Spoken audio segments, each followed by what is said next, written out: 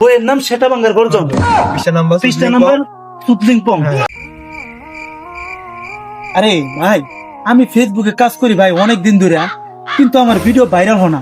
এখন শুনছি একটা বই নাকি বাড়িতে সেটা বাঙ্গার গর্জন, কি জানেন ভাই কোনে গেলে পাবো?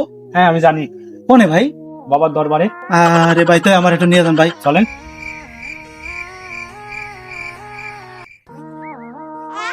বাবা আমি বাবা ফেসবুকে বহুদিন ধরে কাজ করি বাবা, একবারে ব্যর্থ বাবা, আমার ভিডিও ভাইরাল হয় না।